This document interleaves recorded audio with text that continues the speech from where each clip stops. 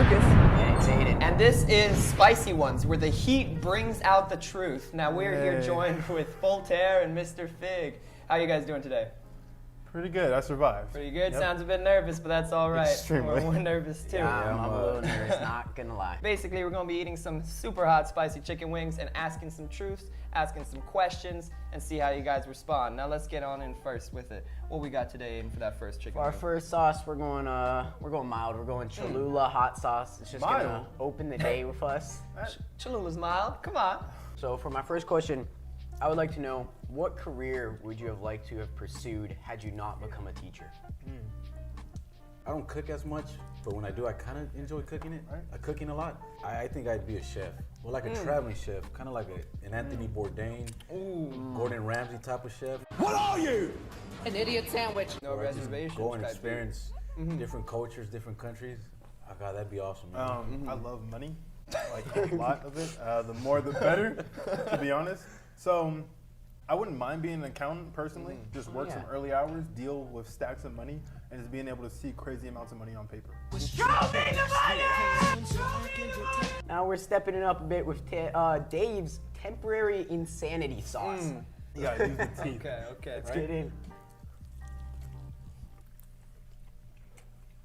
Oh, that ain't bad. It ain't good. That ain't bad. It does have a little. I don't feel much. You feel?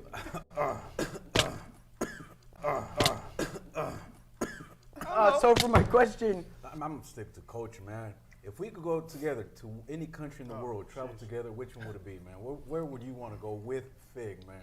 With Fig. Yeah. Where would you want to go? Where do you want to see us at, man? Like, I'm gonna be honest, if we went to prison, I feel like we'd be them boys. You know that? We'd be them boys. We could get both sides together, we'd be smooth.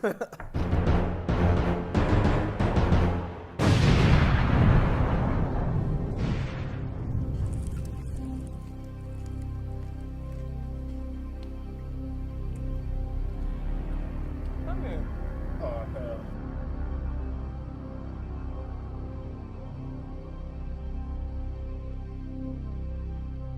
My mouth is drooling.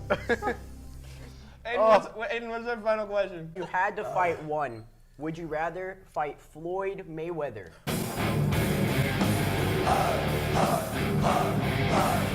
or your entire first period class? man, my current first period class, right? All right. I'd rather risk it with my first period than Floyd Mayweather. I think I can take a few out right off the bat. Is that blood? Voltaire doesn't have a first period, I don't, but I got a second period. but if you have second period of Floyd Mayweather, who I got a second period, and I'm gonna be honest. They are fresh, man. Fresh. I can, Yeah, but there's like 30 man, of them, right? fresh, oh, there could be 50 of them. I'm gonna be honest. These little kids are catching these hands any day of the week. They know it. Floyd Mayweather, he's gonna come with a strategy. Yep. These freshmen, they're coming at me head on, and I'm not tripping. I get a good spin. I get a good wheel system going.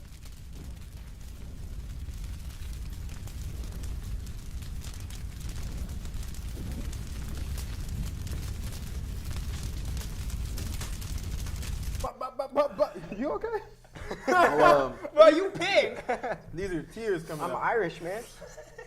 Oh, God. Well, those were great answers. Thank you guys for coming Thank in. you guys Thank you for coming this. on. Yeah, it's been good. Don't touch your eyes for probably the next I know day. I have to. I know.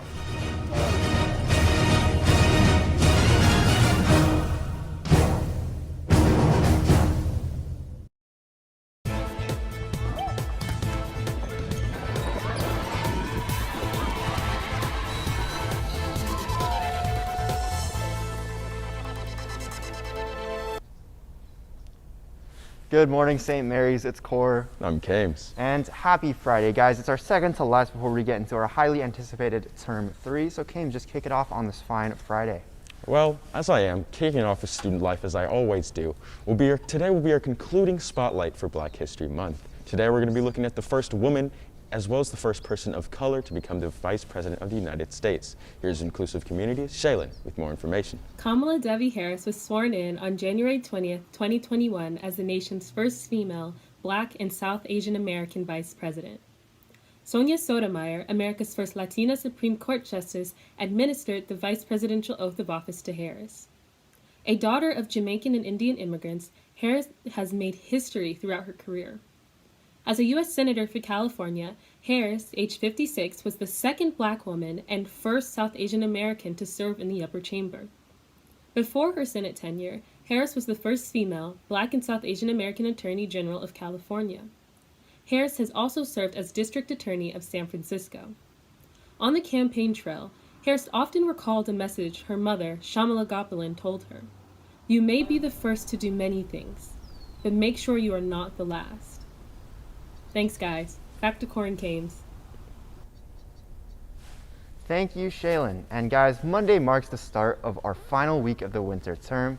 Lasallian days next week will be on Tuesday only, meaning our distance learning class days are on Monday, Wednesday, Thursday, and Friday. That's a total of 4 class days next week. Please think of it as practice for the new spring term schedule, which will also have 4 days of school every week. And speaking of next week, here are some tips for finals. And you guys already heard this many times, but we can't stress this enough. Get your sleep. Kids aged 13 to 18 should be getting around 8 to 10 hours of sleep a night. Lack of sleep impairs the brain's ability to concentrate, and research has even shown that students perform better on exams when they've gotten a good night's sleep. That's right, guys. Make sure you're prioritizing that sleep over that extra study. It will do your memory good. And also make sure you guys are using your weekend to get prepared. Make sure you plan out your weekend and study so you can get ready for next week's finals. Remember to give yourselves breaks periodically throughout the day and get some exercise to clear your mind. Don't waste too much time gaming or binge watching shows. You'll appreciate that you used your time wisely. And please join the introduction to dance and intermediate dance classes tonight for Student Choreographer Showcase at 6 p.m. via Zoom. Students have researched and were motivated by the topic, the Social Activism Project, in putting together their dances.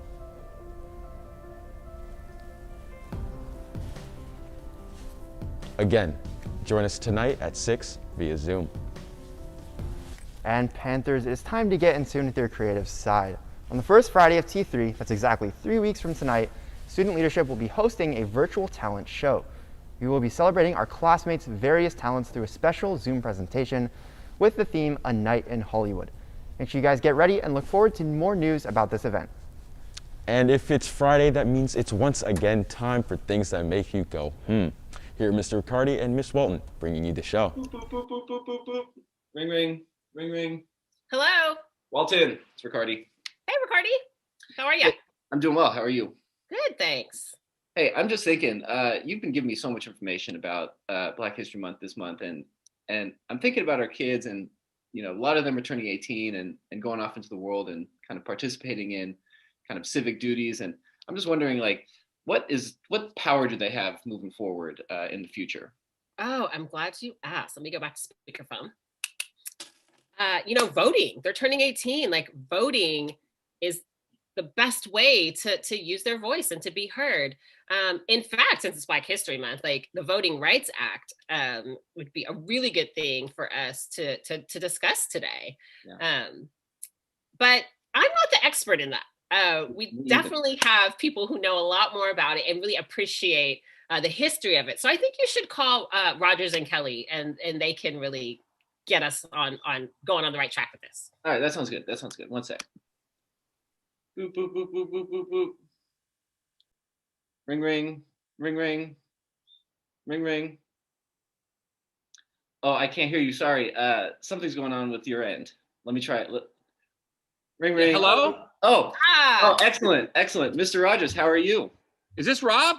Yes, this is Mr. Mr. Riccardi. Mr. Riccardi. Hello. And Mr. Kelly, how are you?